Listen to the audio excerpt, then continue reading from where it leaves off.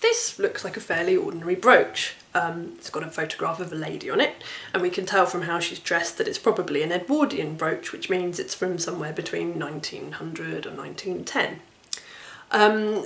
It looks like it's made out of gold, or a metal that looks a bit like gold, and it's got a design around the outside that looks like chain. It's not actually chain because it's how they've made it, but it looks like a chain, and that we might think it symbolises things such as constancy, eternity, unbreakableness, if unbreakableness is in fact a word.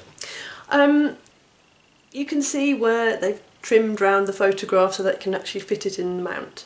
It's quite a nice little brooch. It's quite big, it's quite heavy. But this brooch holds a secret. Shall we find out what it is? If I unpin it, the central mount turns. And when we turn it around, we find that on the other side of the lady's photograph, there is a little pattern made of hair. It looks like a fleur-de-lis, or perhaps the 3 plumes of the Prince of Wales. I'm not entirely sure, to be honest. If it is a fleur-de-lis, it might symbolise, for example, lilies, something slightly funereal about lilies, because they also, of the many things they symbolise, they also symbolise remembrance. And so we may well be looking at a pattern of hair made from the hair of the lady on the other side of the brooch. Or not. I bought this from a vintage shop in Glasgow, and the lady in the shop said to me that it could well be the hair of a prostitute. Now, at this time, obviously, a lot of jewellery was made out of hair, and it wasn't necessarily a mourning thing. People, loved ones gave locks of their hair to each other. You know, we see it in Victorian novels all the time, and it becomes a bit of a cliche, I think, sometimes. But if you were to have, for instance, a hair bracelet, and you sometimes see these are plaited things, you'd have to provide a lot of hair, and if you were still alive, you probably wouldn't want to give up that amount of hair, at least not without a struggle or financial recompense.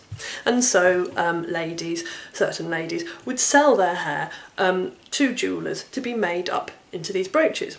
So what's quite possible is that when the family of this lady decided they wanted to have their brooch made up, they may have gone to the jewellers and asked to have a swivel brooch made. This is what they're called, swivel brooches.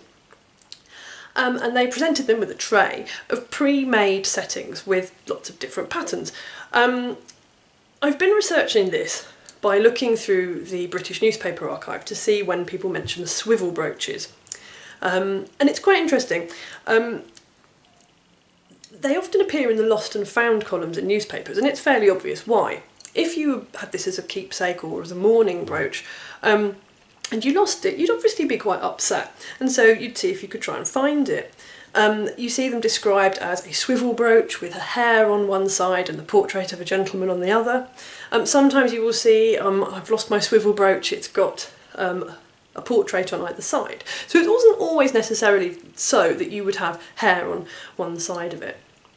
The other thing that's quite interesting is I actually found an advert for a jeweller's in Birmingham in the jewellery quarter who was actually trying to recruit a jeweller who could make swivel brooches, which is quite interesting because I think that tells us that to actually do this, it's actually quite intricate, and it's actually a skill that somebody would have, and it's also a skill that they wanted. These are quite popular things, it would appear. So, the next time you go to an antiques market or perhaps a vintage shop and you're looking at the different jewellery and you see what might look at first sort of clunky looking bit of jewellery with someone's photo on it, have a look, because you never know what secrets it might